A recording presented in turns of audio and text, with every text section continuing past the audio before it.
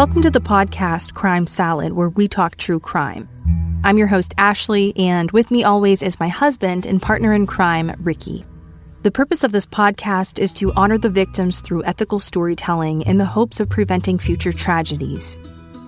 We want our stories to resonate and educate others in hopes that some of these similar cases with identifiable patterns can be prevented.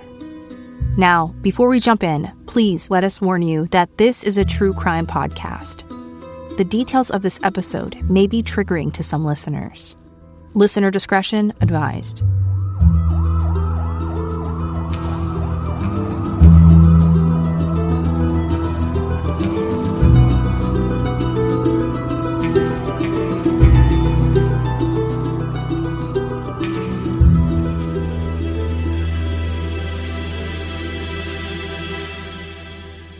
This episode contains discussions of verbal and physical child abuse and disturbing statements against the LGBTQ community and those living with mental illnesses. Listener discretion is advised.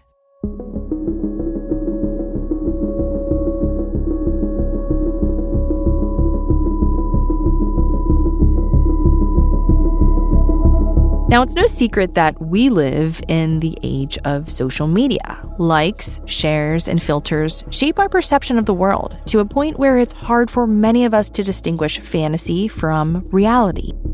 Likes and follows fabricate credibility. Filters and FaceTime create impossible beauty standards for women. And family vloggers, in their perfectly edited videos, seem to have parenting all figured out. Occasionally, we get a glimpse behind the filters, edits, and perfectly crafted posts, revealing the unfiltered truth of lives that are far more imperfect than we could ever imagine. On this episode of Crime Salad, we pull back the curtain on a Mormon family vlogger whose wholesome online persona masked a disturbing reality. This viral story has many wondering how a person with millions of followers could hide the cruelty that was taking place behind the scenes. A self-help cult, a Mormon guru, and shameless abuse define a story that is dominating everyone's For You page. Today, we are going to discuss the downfall of Ruby Franke and her cultish entanglement with Jodi Hildebrandt.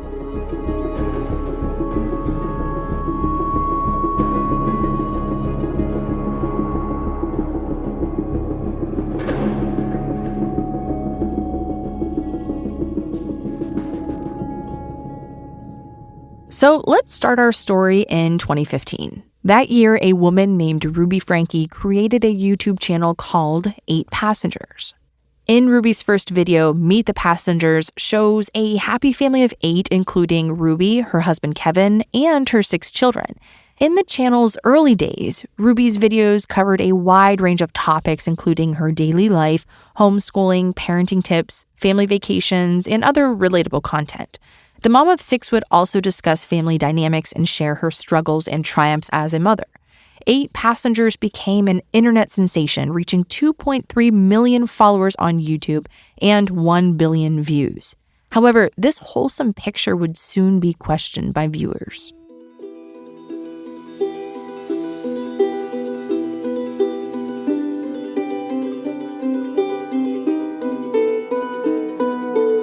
In every thumbnail and every social media post, the 6 Franke kids seemed carefree and happy, always wearing stylish blouses, polos, dresses, and big smiles. Yet behind the thumbnail, a few minutes into every video, viewers began to sense that something was not quite right. Ruby would make unsettling comments to her kids, and many of her videos featured bizarre punishments. I'm going to discuss some of these punishments now, which may be triggering for some listeners. So if you're sensitive to this topic, I suggest skipping ahead. All right, let's dive into the controversies that surrounded 8 Passengers, the Franke family vlog.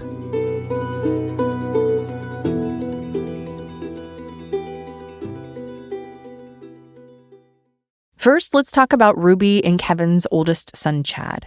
Now 18 years old, Chad was a victim of Ruby's odd authoritarian punishments for years.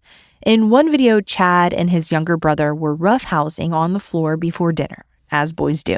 Chad was tickling his brother, Russell, who was clearly enjoying it, belly laughing and rolling around on the floor. And in the video, Ruby said to Chad, "Stop it. I am only going to say it one more time, and then you are going to lose the privilege to eat dinner." Yikes. Now, this was not the only time that Ruby used hunger to control her children. In another video that has recently gone viral, she explained a situation where her youngest daughter, Eve, had forgotten to pack her lunch for school. That day, the 6-year-old girl's teacher texted Ruby, allegedly asking if she would bring her daughter lunch. Ruby's response? The mother of 6 refused to bring her child a lunch and said that this would teach her daughter a lesson. She said proudly, "Hopefully no one steps in and gives her a lunch because then she is not going to learn from the natural outcome." This clip is so disturbing to watch, and it makes you wonder how this woman was able to gain millions of followers and stay active on YouTube for so long. And on top of that, all mainstream organizations against child abuse consider withholding food from children as a cruel form of punishment, and some have even identified it as a trait of narcissism. How could this have gone on for so many years? Anyways, moving on. Now, withholding food wasn't the only way that Ruby controlled her children.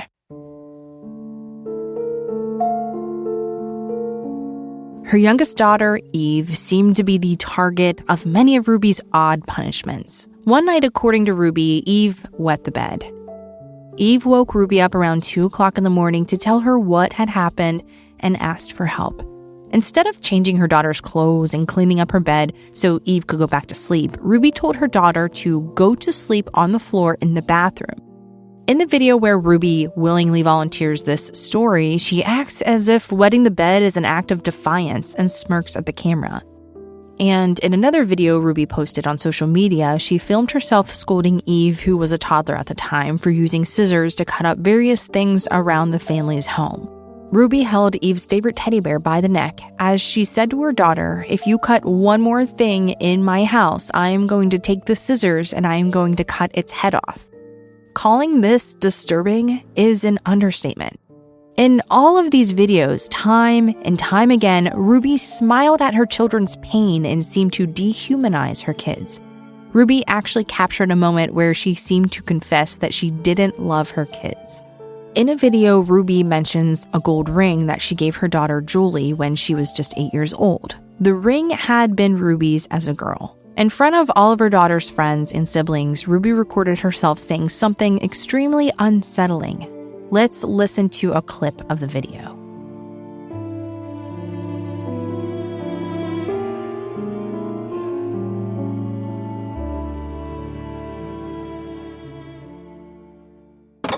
Julie, when you turned 8 years old, do you remember I gave you the gold ring when I was a little girl? Mm-hmm. And you grew out of it because it doesn't fit you anymore. But I just enjoyed seeing it on your hand so much. Every day when I would see it on your hand, I would remember that you really are precious and that you really are a jewel. And it would remind me to treat you with a lot of respect and love. And so really that ring is for me. So when I see you wear it, it reminds me of yourself to treat you with love. So what are your thoughts about that clip, Ricky? What do you think it says about Ruby? Well, I think it's weird that she needs like a constant reminder that she loves her daughter, right? Like it kind of just screams narcissism to me. Yeah, me too. Or like she's, she doesn't have feelings, like she's numb, like she's completely self-centered. Right. Now, the punishments and strange comments didn't end here. Over the years, Ruby published over 1,000 videos on 8 passengers, and many of them featuring these bizarre forms of punishment for seemingly normal behavior. In front of her millions of followers, Ruby threatened to make Eve stay home from the movies because she asked what movie they were going to see. Ruby claimed that Eve was being ungrateful and said that unless she gave Ruby a huge apology, she would have to stay home with a babysitter. She banned Chad from his own bedroom for 7 months, forcing him to sleep on a beanbag. She even took away Christmas from her 2 youngest children for allegedly acting out. Wait, so let's go back. So Eve just asked what movie they're watching? Yeah, and it came off as ungrateful. But maybe she was just curious what movie they were going to watch. Exactly. Now, Ruby also sent Chad, who was 14 at the time, to a wilderness therapy camp for 10 weeks. The parents never said exactly what Chad did to warrant wilderness therapy, but said that they hoped the program would give him a fresh start.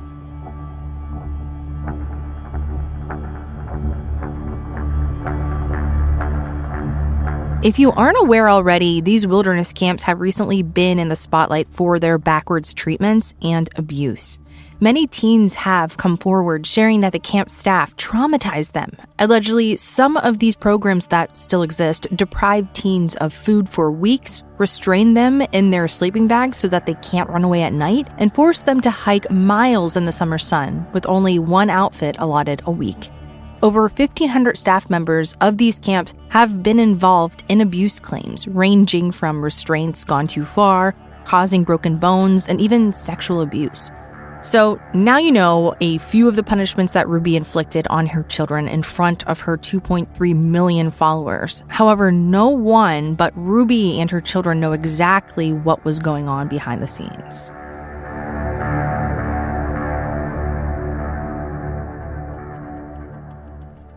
So one question that I have here is there's 2.3 million followers, but like how many people actually watch the videos to learn and, kind of like mimic their parenting styles after hers? Yeah, I mean, there's a lot of moms out there who are looking for answers on how to be a better parent, on tips and tricks, and they could be influenced by this seemingly perfect life.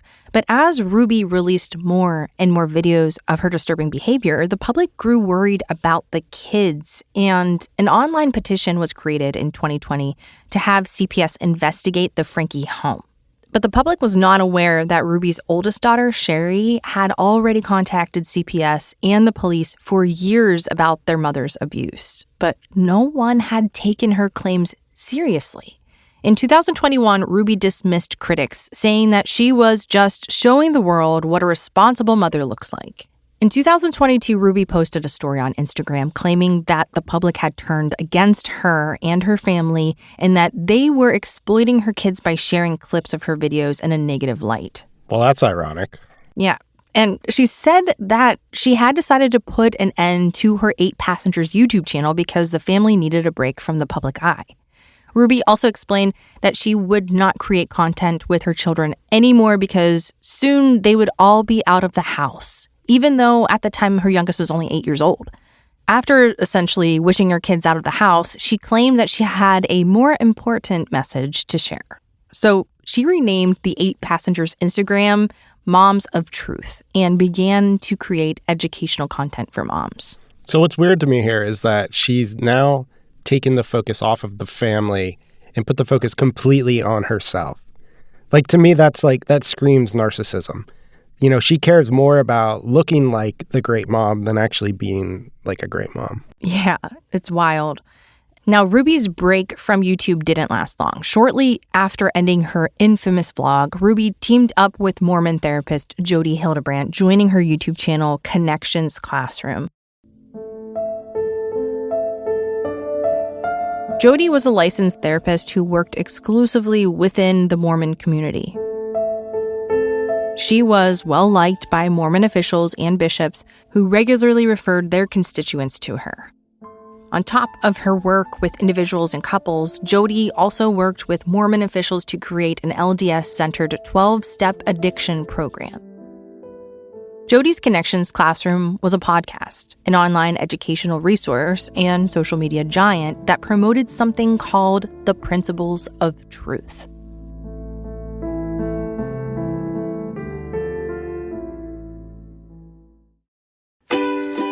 Welcome to the Empowering Joy class. I'm Jodi Hildebrandt.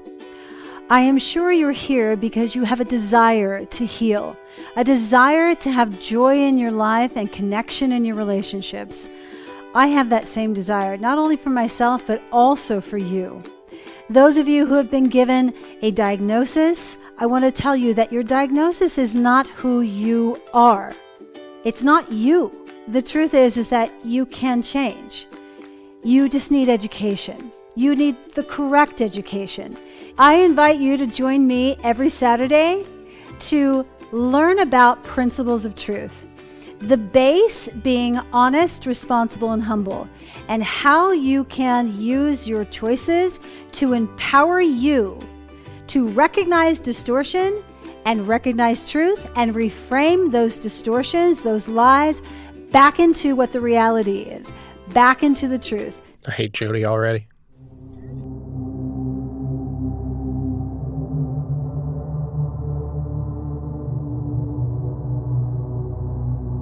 Ruby became Jodi's sidekick, appearing in all of her videos and on Connection's promotional content.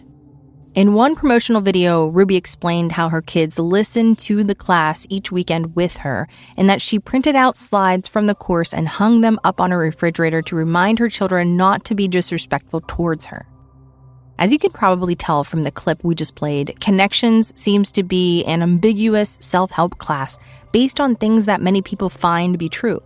Being honest, responsible, and humble are probably things that most people strive for in their lives. But what exactly are these principles of truth, and what did Jodi mean by distortions?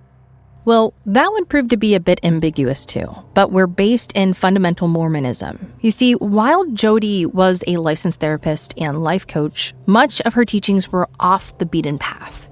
She was known in the therapy community for creating unique therapies and promoting ideologies that could not be found in any psychology textbooks.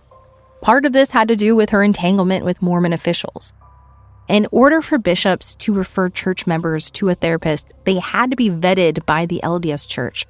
One former Mormon therapist claimed that when she was vetted by the church, LDS officials asked her about her stance on masturbation, LGBTQ rights, and whether she would discuss sex with her clients. According to this therapist, the church was looking for individuals who were opposed to masturbation, pro-conversion therapy, and would not discuss sex with their clients, including married couples. Being so close to Mormon leaders, Jodi had obviously passed this initial test, and these opinions, among others, shaped her therapy practice. With these perspectives at the foundation of Jodi's practice, you can see how her theories and therapies quickly became problematic with the general public and her clients. Jodi and Ruby were vocal about their offbeat opinions on psychological disorders and the LGBTQ community. They even promoted disturbing opinions about victims of sexual abuse and rape.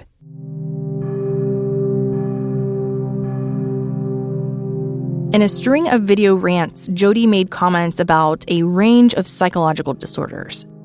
She said that those diagnosed with PTSD just liked playing the victim. They did this for attention. Then she called having PTSD a distortion because it was not the truth. She also commented on obsessive-compulsive disorder, stating that people with OCD have OCD because they don't understand the love of God and they don't know how to manage discomfort. What does that even mean? Perhaps one of the most shocking statements made by Jodi was when she explained her stance on consent. In a video, Jodi identified herself as pro-abstinence and said that when you take away consent during sex and your partner doesn't listen to you, this is your fault.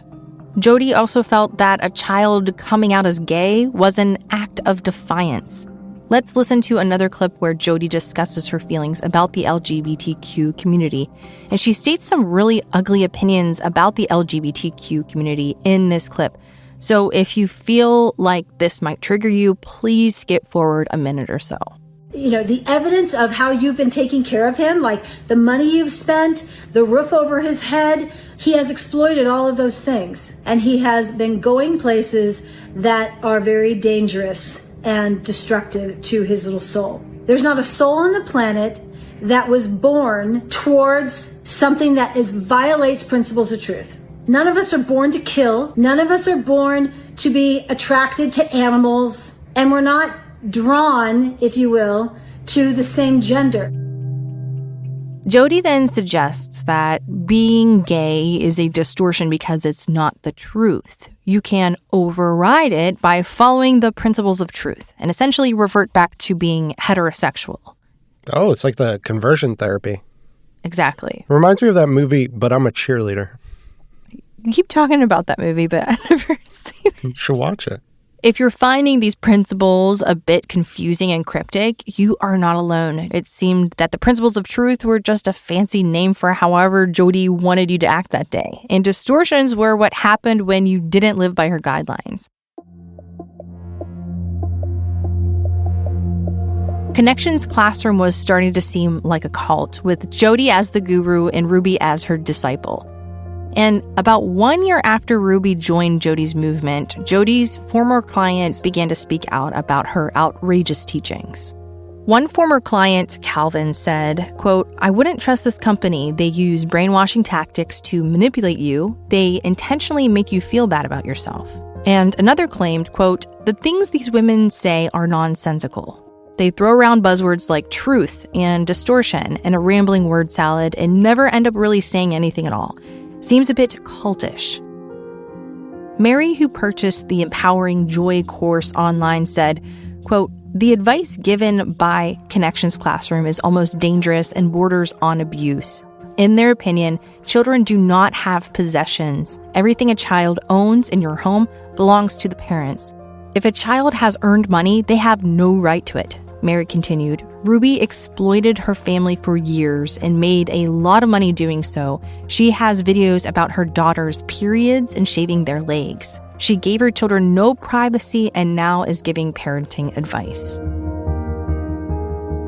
So that part's weird to me too, because like they mentioned like it was very cult-like. Well, a lot of times in cults, like when you join them, you have to give up all of your possessions. So like anything worth money, physical money, all of that stuff, you give it to your leader, Like, and I'm sure she's not trying to run it like a cult. It's just because she's a narcissist and that's how it's coming out. But yeah, and what's interesting is I went on their Instagram page and I came across a video that said, "Are you a controlling parent?"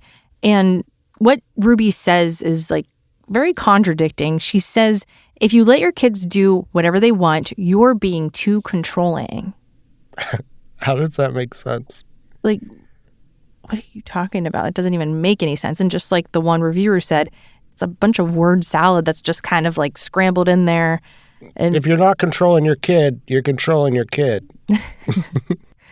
What? Yeah, whatever. Okay. So sometime before the 8 Passengers founder quit her channel and became close with Jodi Hildebrandt of Connections Classroom, Ruby and her husband Kevin began counseling with Jodi. Comments made by Kevin and their oldest daughter Sherry indicated that Jodi's counseling ruined their marriage and their family. In a statement, Sherry said, quote, "My dad thinks he's a horrible person. Ruby and Jodi have him brainwashed." At one point, Jodi moved into the Franke's home and made Ruby and Kevin stay on opposite sides of the house. The only time she allowed them to speak to each other was when she was in the room. Around this time, Ruby joined Jodi as co-host of the Connections podcast, and Kevin and Ruby separated. Allegedly, Kevin lost all contact with his daughter's family and friends. He blocked all of his children on social media, his phone, and his email. His family says that Jodi and Ruby brainwashed him into leaving his family.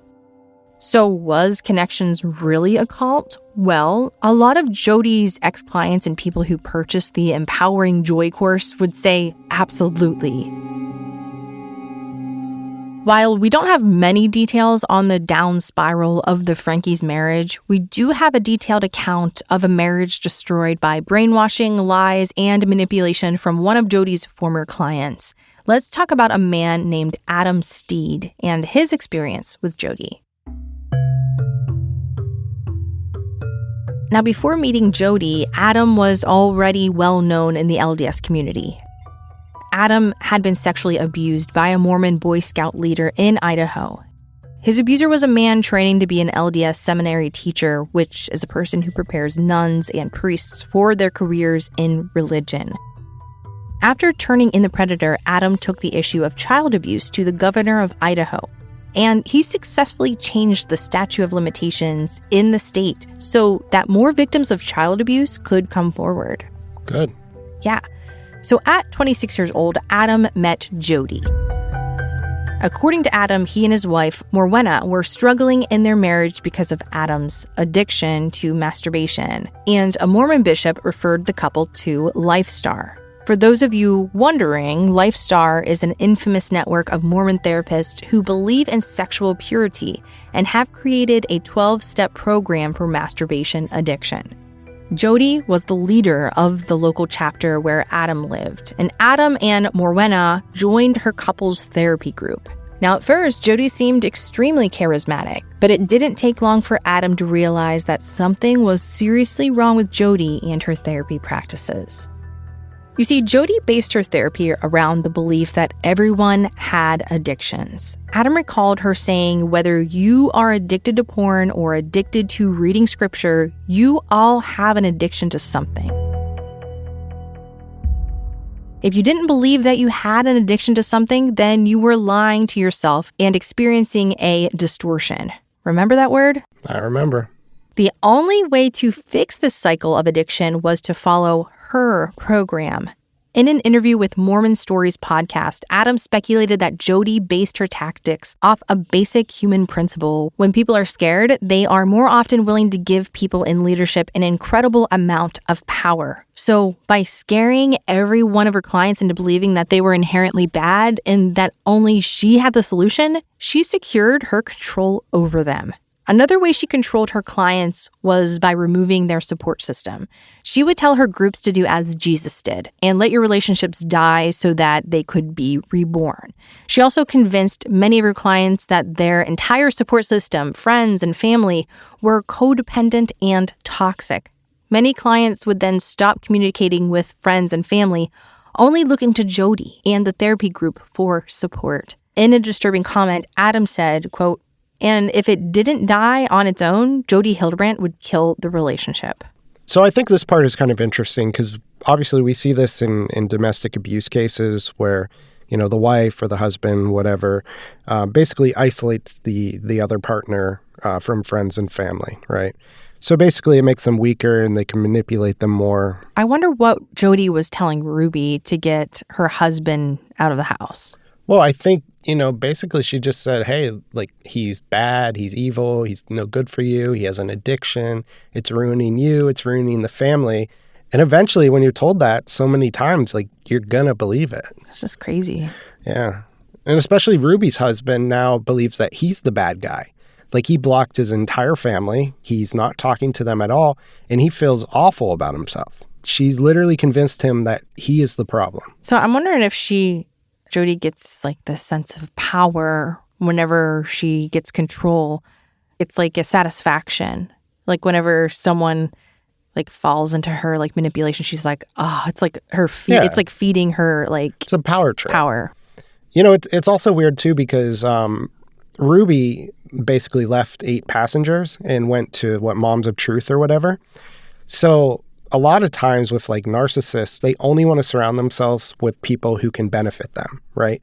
So it's almost like maybe her family wasn't benefiting her in the way that she wanted anymore. And she thought like Jodi was that next step to like surround herself by. Like Jodi could ultimately benefit her more. Yeah, and what's similar in Adam's case is he believes that Jodi worked to end his relationship with his former wife by weaving lies about him and likening his interest in masturbation and underwear ads to pedophilia. She even told Morwenna that he should not be alone with his infant children or give them a bath. After several months of brainwashing the couple, Morwenna became more and more suspicious of Adam. At one point, it seems like his wife was instructed by Jodi to entrap Adam and frame him to be a pedophile.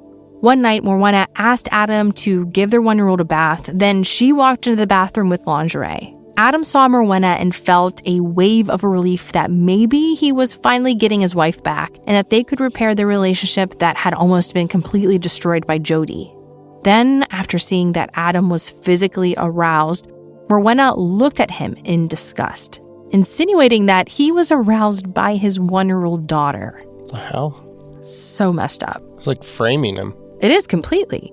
Now, finally, after destroying their relationship and Adam's identity, Jodi told Adam's wife that she should not speak to him at home and that the only time that they could have a conversation was with Jodi in their group therapy sessions. During this downward spiral, Morwenna called the police on Adam 3 separate times, once for leaving his backpack on the couch, once for trying to get by her while she was blocking the front door, and once for refusing to sleep on the floor because she had kicked him out of the bedroom. The police found no signs of physical abuse and were particularly confused by the call about the backpack. Following the string of 911 calls, Morwenna left Adam and took the children with her. Then Adam's worst nightmare came to life as Jodi instructed Morwenna to get a restraining order against him, and he could only see his children in the presence of another adult. In the coming months, Adam would be wrongfully accused of rape, and the incident where Morwenna aroused her husband in the bathroom was twisted into a story of Adam being aroused by his 1-year-old daughter. Then, Adam was framed by bishops and his estranged wife for breaking this restraining order and faced 4 felony charges and 20 years in prison. In the aftermath, it was clear that Jodi had not only coached his wife to get a restraining order and frame him for multiple crimes, but that she had manipulated Mormon leaders to help her in this plot for total control. Eventually, all charges against Adam were dropped because there was not one shred of credible evidence against him. In fact, the charges against him had even been filed illegally. Wow. Yeah, that's crazy how that would get that far. Now, later, Adam discovered that Jodi was involved with a Mormon leader in Idaho who attempted to cover up the sexual abuse Adam had brought to the public so many years before. Adam guesses that his referral to Jodi and Jodi's mission to destroy his life were not a coincidence. He thinks that there was motivation by Mormon elites to punish Adam for being a whistleblower in the child abuse scandal. That makes sense. Jodi is like Ted Bundy, Adam said on Mormon Stories podcast. Ted Bundy's got that smile where nobody can get their head around what he does when they look at his picture. She is completely pathological. So, with what happened between Adam and Morwenna, it seems like Jodi did the exact same thing to Ruby and Kevin over a decade later. Yeah, it seems like she used the same tactics, and I think it's safe to say that she is a master manipulator at this point. Honestly. I mean, it makes me wonder how many people she affected. Yeah, or how many other couples aren't even aware that they were affected and manipulated that are still divorced. Right. Like Morwenna, I mean, she didn't know she was being brainwashed. Exactly, that's a good point. And you see, like Ted Bundy, Jodi did not only have 1 or 2 victims. A pattern of separations, restraining orders, and accusations of physical abuse seemed to follow many of Jodi's clients. But until recently, most of her clients were terrified to speak out against her. She had the power of Mormon elites behind her. And it was obvious to everyone that with this power, she could destroy your life and your family. Wait, so what do you mean by until recently? Like, did something else happen? Yeah, well, on August 30th, 2023, Jodi and Ruby were arrested for child abuse. They both were arrested? Yeah, so one of Jodi's neighbors answered the door to find an emaciated 12-year-old boy with open wounds on his wrists and duct tape around his ankles. The boy was Russell Franke, Ruby and Kevin's youngest son. Now, according to police reports, Russell had been bound with rope and deprived of food at Jodi's house.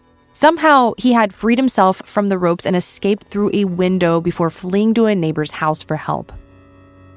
Russell told police that Jodi had tied him and his 2 siblings up with rope and that she and his mother had smeared a mixture of honey and cayenne pepper on their wounds. Ew. When searching Jodi's home, police found 9-year-old Eve severely emaciated, just like her brother. And police also discovered 2 pairs of handcuffs, ropes, and rolls of duct tape in the home. According to the police report, Ruby and Jodi were hundreds of miles away at the Franke's residence when Russell escaped. Jodi returned to her home while police were still searching her house, and at some point after this, Jodi and Ruby were arrested. Wow, that's crazy. You know what this reminds me of? That whole Turpin family case with Jordan Turpin. Yeah, and how she escaped and saved all of her siblings and they were all tied up on their bed and everything. Yeah. Very similar. And I think They were very religious people. Nothing against religion, but very religious people, very strict in their parenting and a lot of similarities here. A lot of similarities. Now, since their arrest, Jodi and Ruby have been charged with 6 counts of felony child abuse. Each count carries a maximum of 15 years in prison, which means that Jodi and Ruby could face a sentence as long as 90 years. I hope. Their bail hearing, which was originally scheduled for September 21st, is now being postponed until October. At least until then, both women will remain behind bars. Ruby and Kevin's 4 youngest children are currently being cared for by the state, but Kevin is reportedly trying to win back custody of his kids. Wow. It's really sad. Yeah, it is. Now, since their arrest, clients, neighbors, and family members have begun to speak out. Neighbors described red flags that actually led them to call CPS years before. After her mom's arrest, Sherry Franke, Ruby and Kevin's oldest daughter, posted a photo of police investigating the family home on her Instagram story, and she captioned the photo, "Finally." Ruby's sister Julie posted a video explaining how they felt when Ruby started to become intertwined with Jodi and her cult. Julie said, "We all felt weird about this Jodi lady. We didn't like the teachings Ruby was bringing to the family functions. And we were this close to telling her, if you come to our family events anymore, we do not want to hear what you are learning through connections because we don't like it." I feel like that's probably all she ever talked about, too. Yeah, truth and what was the other word that she threw around all the time? Distortions. The year prior to Ruby's arrest, Sherry cut ties with her family as her mom's punishments became more and more extreme. Allegedly, Sherry had reached out to her aunts, Ruby's sisters, about the abuse that they were experiencing in the house. Sherry's aunts claimed that they did everything that they could legally to protect the children before her sister's arrest. Ruby's sister-in-law, Jennifer Franke, was a bit harsher when she spoke to the media about the arrest. She said that Ruby isn't really my cup of tea. I never really liked her from day one. If you look up narcissist in the dictionary, there will be a picture of Ruby. I believe that. Now, since it has only been about 1 month since Ruby and Jodi's arrest, these allegations and victim testimonies are probably just the tip of the iceberg. Who knows what else will come to light during their trial? We will do our best to keep you up to date in the coming months, and we hope to see that the Franke children stay safe and are in the care of people who love them. In the meantime, if you're interested in hearing Adam Steed's full 5-hour interview on his experience with Jodi, check out the Mormon Stories podcast on YouTube. The podcast hopes to expose sexual abuse scandals within the LDS community, and through their most recent interviews and episodes, the hosts hope that more victims will come forward to demand justice. If you are currently experiencing abuse or you are concerned that a child is being abused, please call or text the Child Help National Child Abuse Hotline at 1-800-422-4453 to connect with a counselor. Or you can also visit their website at childhelp.org for additional resources, referrals, and to start a live chat with a Child Help representative. The website also has resources for identifying physical, sexual, and emotional abuse in children, as well as how to spot signs of neglect. This website is a great tool for anyone who is concerned about a child in their lives and for those who work with children on a regular basis. And I feel like that sums up this week's episode. It does. Yeah, pretty powerful. All right, and before we jump off here, we do have a few patrons that we would love to shout out, and this does not include any of the Apple Premium subscribers, but we do thank you so much for supporting our show. This week, we are shouting out Nicole, Erica, Samantha, Allison, Carrie, and Gay. Thank you so much. Thank you all so much for supporting our show. We really appreciate it. And remember, so basically you can, on Apple or Patreon, you can do a free trial. So it's like 7-day free trial. Pretty cool. No matter what, it's always $1 for ad-free on Patreon. And then we're adding the side salads. Yeah, enjoy the crunchy side salads. They're always fresh. Gonna finally have consistent bonus episodes. Yeah, here we go. We're jumping into the bonus world. Jumping into the salad bowl. All you can eat.